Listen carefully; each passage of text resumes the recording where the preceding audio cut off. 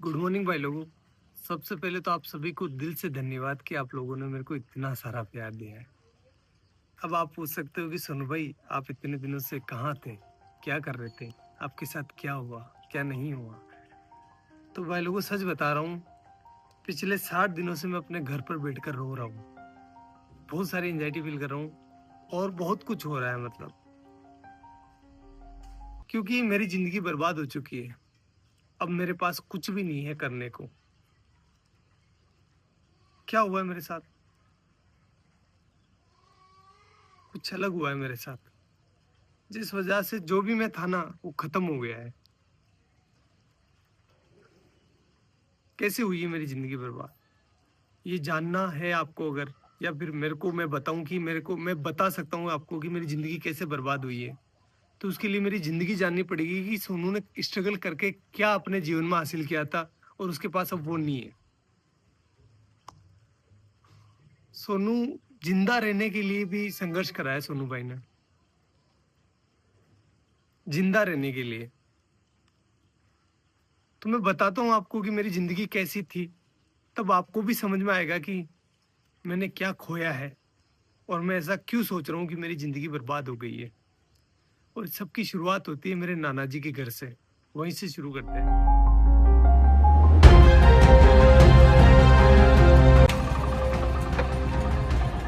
Guys ये है मेरे नाना नानी का घर, जहां पर मेरा जन्म हुआ था। चलो अंदर चलकर देखते हैं कौन कौन है।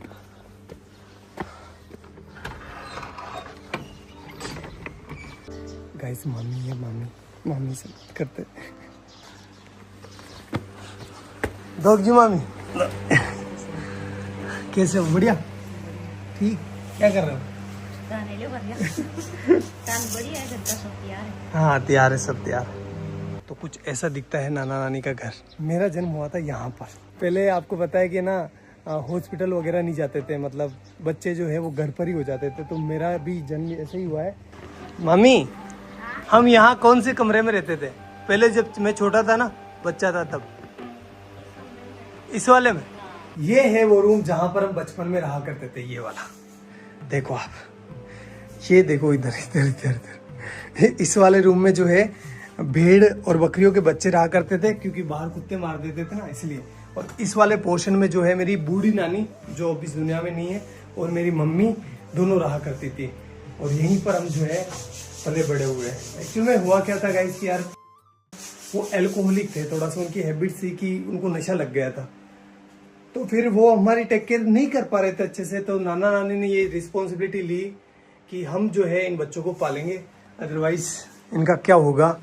तो उन्होंने हमें यहाँ लेकर आए और यहीं पर जो है मम्मी अपना काम करती थी, साथ ही साथ हमारा पालन पोषण यहीं हो रहा था।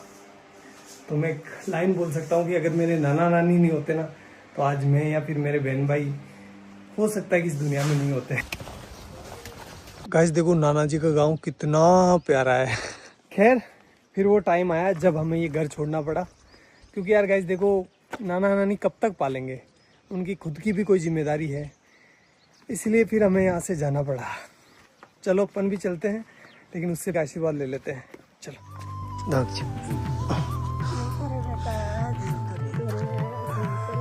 मेरी नानी है, आपको बाद में बताऊंगा इनके बारे में भी।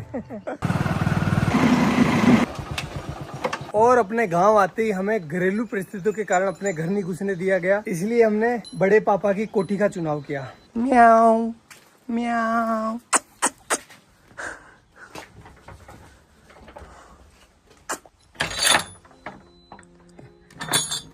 तो भाई लोगों ये है हमारी कोठी, जहां पर हम 2 साल रुके थे। तो अगर मैं अपने 2 हाथ फैलाऊं ना, इतना ही डिस्टेंस है, ज्यादा नहीं है। इतनी ही इसकी लंबाई है और इतनी ही इसकी चौड़ाई है, ये देखो। और हाइट आप देख सकते हो, बस इतना ही है। मेरी हाइट थोड़ी कम है, इस वजह से यहाँ पर जगह भी कम रह गई थी। केवल यहाँ पर एक छोटा सा मचान बिछाने के लिए जगह थी। और ऊपर से जो है बरसात का पानी टिपकता नहीं था, बरसात का पानी गिरता था, क्योंकि ये छत है ना थोड़ी नीचे है। और यहाँ पर आप देख सकते हो नीचे जो इसका फर्श है ना, फर्श वो बना हुआ था गोबर और मिट्टी का। इस वजह से यहाँ पर कभी कभी सांप आ जाया करते थे, अपने घर बना लिया करते थे। और भाई लोगों इस घर में हमें जिंदा रखने की जिम्मेदारी आ गई हमारे मम्मी के कंधों पर। और इस वजह से पहले भी काम किया उन्होंने, लेकिन उन्होंने 10 रुपए मजदूरी में काम चालू कर दिया। 10 रुपए में से 5 रुपए के वो हमारे लिए चावल लेकर आती थी। मैं लेकर आया हूँ आपको बताने के लिए कि उस टाइम कितने चावल आते थे। इतने चावल आते थे 5 रुपए के। तो इन चावलों से वो हमारा पेट भरती थी, तीनों बहन भाइयों का सॉरी, और खुद भूखी सो जाती थी कि मेरे बच्चों का पेट भर जाए, बस बहुत है, मैं तो निकाल लूंगी रात। और हम ना समझते उस टाइम, तो हम नहीं समझ पा रहे थे कि हमारी माँ जो है वो भूखी सो रही है। हम तो बस अपना पेट भरने का ध्यान दे रहे थे। लेकिन मेरी मम्मी जो है उस टाइम बिना कुछ खाए भूखी सो रही थी। एक जो कटोरी होती है आटे की, उसको संभाल के रख रही थी कि जब बुरा टाइम आएगा तो मैं अपने बच्चों को खिलाऊंगी। खुद कुछ नहीं खा रही थी, एक टाइम खाना खाती थी पूरे दिन में वो, और कंटिन्यूस काम कर रही थी वो।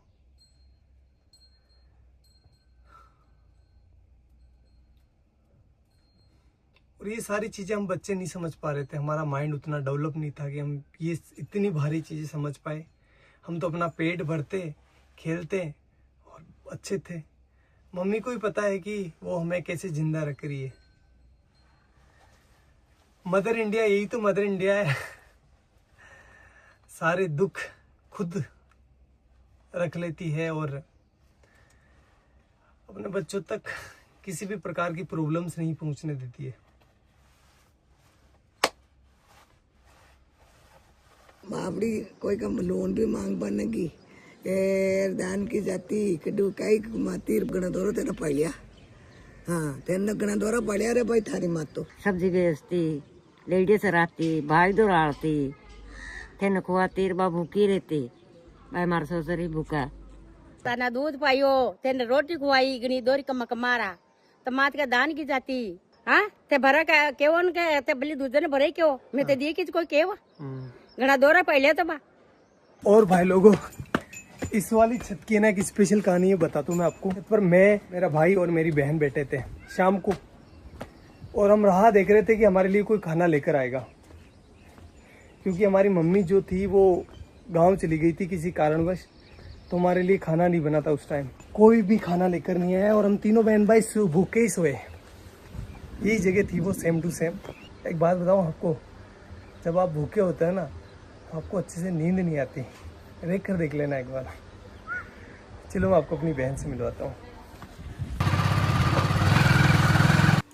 अगर भाई नहीं होता अपना तो अपन आज क्या होते हैं, कहाँ पर होते हैं? कुछ भी नहीं होते हैं, कुछ भी वजूद नहीं होता हमारा। जिंदा होते? नहीं हा? नहीं। भाई ने क्या किया अपने लिए? बहुत मेहनत की, बहुत हमें शिक्षित किया। बड़े भाई ने हमें सब कुछ सिखाया, सब कुछ दिया।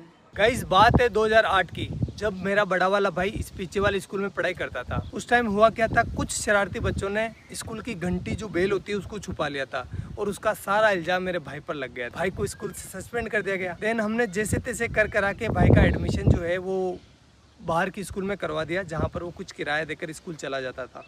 2 रुपये लगते थे शायद उस टाइम किराए के, या 1 रुपया लगता था, आई डोंट नो फुली। फिर कुछ समय बीता, उसके बाद मैंने और मेरी बहन ने 5वीं क्लास पास कर ली, और हम जब 6ठी क्लास में यहाँ पर एडमिशन लेने आए तो हमें बोला गया कि आपके भाई ने जो घंटी छुपाई थी उसको जो है आपको भरना पड़ेगा, अदरवाइज़ आपका एडमिशन नहीं होगा।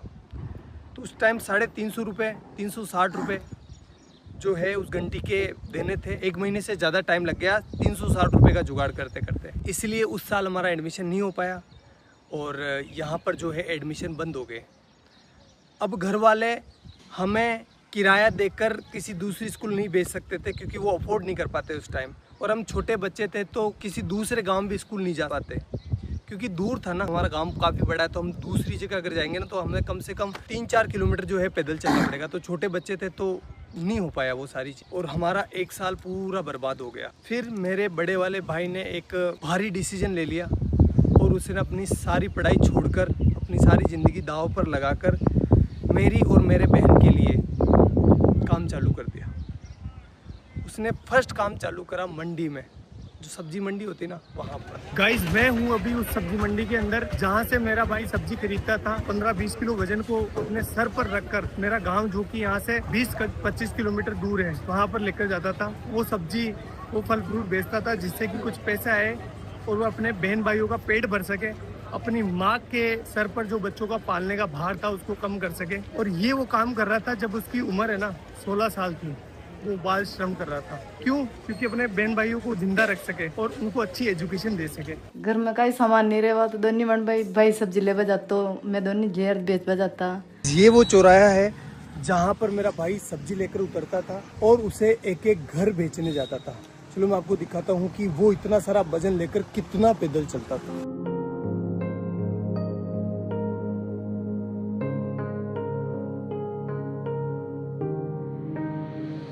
उस 20 किलो वजन को अपने सर पर रखकर इन घरों में घूम घूम कर सब्जियां बेचता था। इस काम में कुछ लोग पैसे नहीं देते थे, मतलब सब्जियां उधार ले लेते थे और फिर बोलते थे कल ले लेना, परसों ले लेना। भाई लोगों एक बार की बात है, सामने जो पाबूजी महाराज का मंदिर दिखाई दे रहा है ना, उनके बारे में ऐसा बताया गया, जो लड़के बैठे होते हैं ना चौराहे पर, बदमाश नहीं बदमोश, उन्होंने ऐसा बोला कि मेला है पाबूजी महाराज का, तो इस दिन इस डेट को पाबूजी महाराज का मेला है, तो तुम अपनी सब्जियां और फल फ्रूट लेकर आ जाना यहाँ पर। तो हमने सोचा अच्छा है कि हमारा जो है फल फ्रूट बिक जाएगा और हमारा कुछ बेनिफिट हो जाएगा। हम आए तीनों बहन भाई, तो यहाँ पर आकर देखा तो कोई मेला नहीं था और उन्होंने थोड़े से हमसे फल फ्रूट ले लिए और हमको डरा धमका के भगा दिया। तो एट दी एंड धंधा जो है वो इतना अच्छा चल नहीं रहा था, इसलिए उस काम को भी हमें छोड़ना पड़ा। हमें नहीं, मतलब भाई को छोड़ना पड़ा।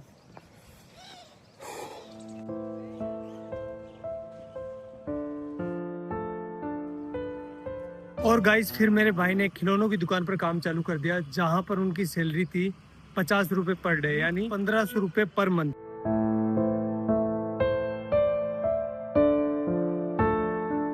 एक महीने बाद जब भाई की सैलरी आई तो उसने लगभग आधा भाग यानी 700 रुपए के आसपास मेरे और मेरी बहन के लिए बुक्स लेने में खर्च कर दिया, जबकि खुद काम पर फटे हुए कपड़े पहनकर जा रहा था। वो चाहता तो अपने लिए कपड़े ले सकता था ना, लेकिन नहीं लिए उसने। लेकिन हम खुश थे। क्यों खुश थे? क्योंकि पहली बार रजिस्टर आया था, पहली बार हेल्प बुक आई थी, अब हमारे भी अच्छे दोस्त बनेंगे। यार बुक्स अच्छी आती है तो दोस्त आते ही है ना, भाई तेरी हेल्प बुक दे दे, तो हमारा कॉन्फिडेंस है ना सीधा आसमान चला गया।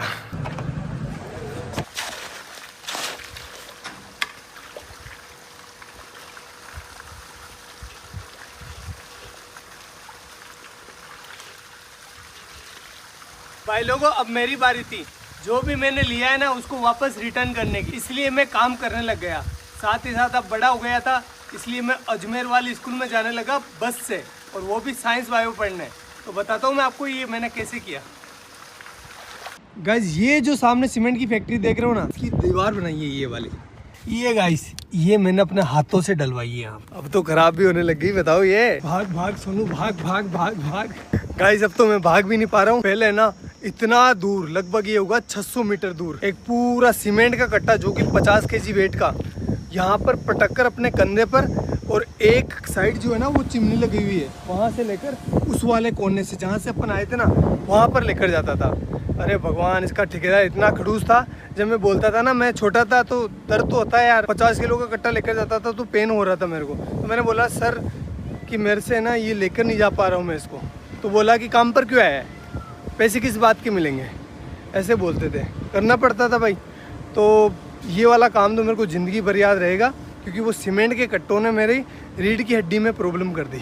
गाइज ये जो आप बिल्डिंग देख रहे हो ना, ये हमने बनाई है एक मजदूर के तौर पर। और गाइज ये वाली जो टंकी आपको दिखाई दे रही है, ये नहीं बनवाई है। हाँ, ये जो दीवार आप देख रहे हो ना, ये सब कुछ। भाई लोगों, भैंस चराते टाइम बायोलॉजी पढ़ने का मजा ही कुछ अलग होता है, क्योंकि एग्जाम्पल यहाँ पर सामने होते हैं। जब एक बगुला है ना भैंस के आसपास होता है तो उसका मतलब ये है कि वो सेब पोजीता कर रहा है। क्योंकि आप देख सकते हो जहाँ पर भैंसें चल रही है ना, उसके पास एक बुगला है। ये देखो बुगला है। क्योंकि जब भैंस चारा खाती है ना, तो चारा हिलने की वजह से उसके अंदर जो कीड़े होते हैं वो बाहर निकल जाते हैं, और ये बुगला उनको खाकर पेट भर लेता है। ये दो जीवों का एक संबंध है, जिसमें एक को कोई भी घाटा नहीं होता और दूसरे को फायदा हो जाता है। प्रेरित धाराओं से उत्पन्न होने वाले चुंबकीय क्षेत्र का मान सदैव इस प्रकार होता है कि वो उन कारणों का विरोध करता है जिसके कारण इसकी स्वयं की उत्पत्ति हुई है। अरे डब डब डब, डब जा।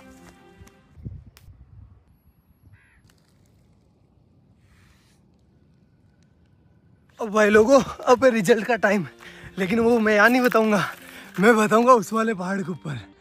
तो चलो चलते हैं। अरे काटे काटे है तो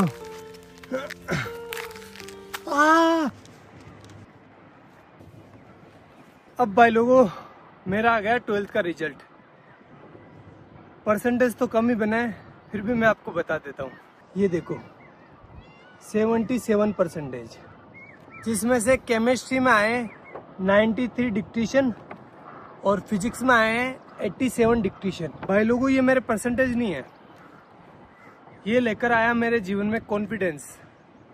अभी तक भी मेरे जीवन में कोई हार्ड काम आता है ना, तो मेरे को अंदर से आवाज़ होती है कि तू कर लेगा, डर मत, तू कर लेगा। लेकिन इस बार है ना, मेरे को सोनू का सूरज डूबता हुआ दिखाई दे रहा है।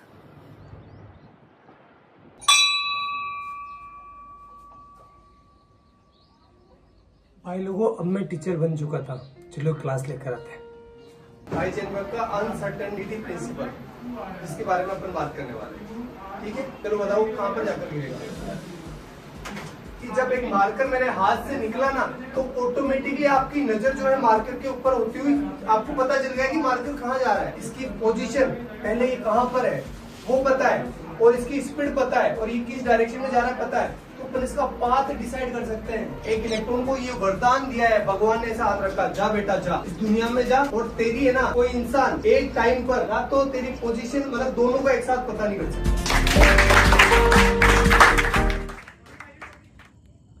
फिर ऐसे करते करते मैं टीचर बन गया, और मेरे पास बहुत काम था। 3-4 कोचिंग ऑफलाइन जाता था, 1-2 ऑनलाइन थी, मतलब मस्त। और जो भी चीज़ें मैंने अपने परिवार के लिए सोची थी, भाई के लिए, मम्मी के लिए, वो मैं कर रहा था अच्छे से, कोई दिक्कत नहीं थी। उसी टाइम मेरे पास आया भैया का कॉल सीधा टीम से भैया का कॉल।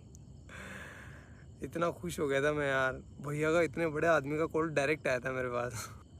तो फिर भैया का कॉल आया, और भैया ने बोला मेरे को, सोनू यार हमारे यहाँ पर है ना एक साइंस की लड़के की डिमांड है, तो तू आ सकता है क्या।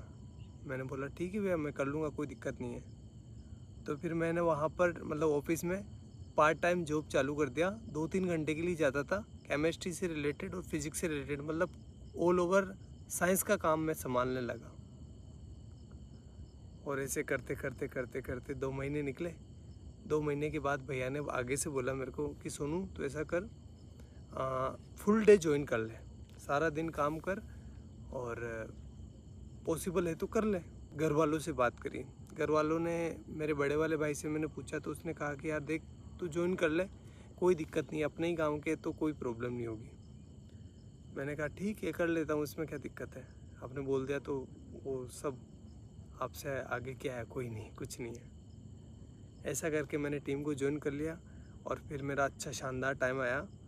मैं बहुत अच्छा काम कर रहा था सभी चीज़ों में, मतलब पहले मैं साइंस से जुड़ा था, लेकिन अब मैं जो है ना वीडियो का एडिशन हो गया, और भी बहुत सारी चीज़ें हो गई। कैमरा के पीछे बहुत सारी चीज़ें चलती है ना, मतलब पत्थर उठाना खड्डे खोदना, सारे काम जो भी हो सकता है सब कुछ कर रहा था। Everything I can do, I do that.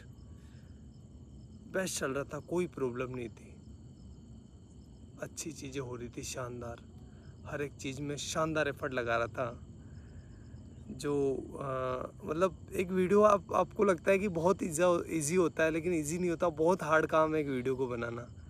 जैसे एग्जांपल के तौर पर मैं बोलूँ तो जो बनाना है ना, बनाना से पोटेशियम निकाला था, आपको याद होगा, वो 20-23 मिनट की वीडियो थी, अच्छी भी चली थी वो वीडियो। उस वीडियो को मैं संभाल रहा था पीछे, उसका सारा केमिस्ट्री मैं संभाल रहा था। उस वीडियो को गाइस शूट करते करते 2 से 3 महीने निकल गए, इतना एफर्ट लगाया इस पर, और वो वीडियो चली भी सही, आपका प्यार भी दिखा उसमें।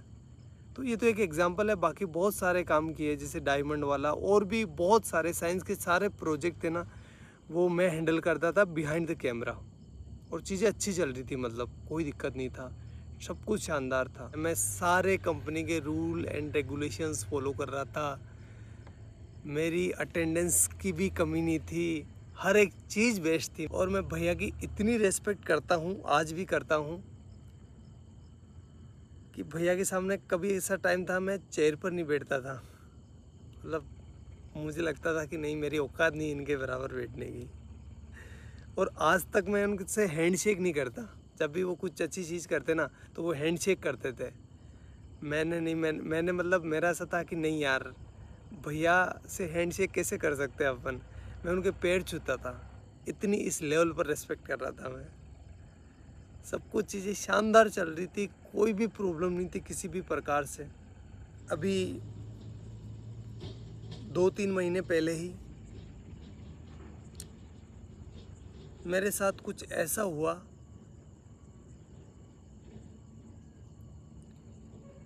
कि मैं अब आपको बता नहीं सकता। मैं पता नहीं कौन सी ज़िंदगी से निकल के आया हूँ, मेरे ये दिन कैसे निकले हैं मैं ही जानता हूँ। वो तो आप लोगों का प्यार है और घर वालों का प्यार है, लेकिन मैं एक बहुत हार्ड टाइम से निकला हूँ।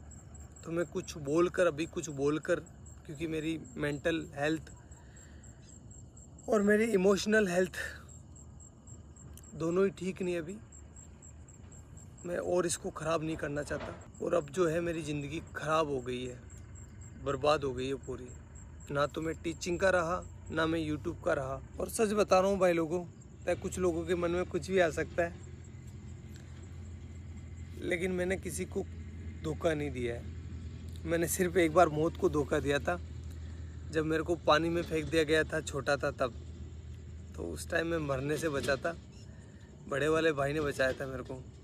तो उस टाइम मौत को धोखा दिया है मैंने। बाकी मेरी ज़िंदगी में मैं किसी को सोच भी नहीं सकता। मतलब मेरी ज़िंदगी ख़राब हो गई है, पूरी बर्बाद हो गई है, मैं कहीं का ना रहा।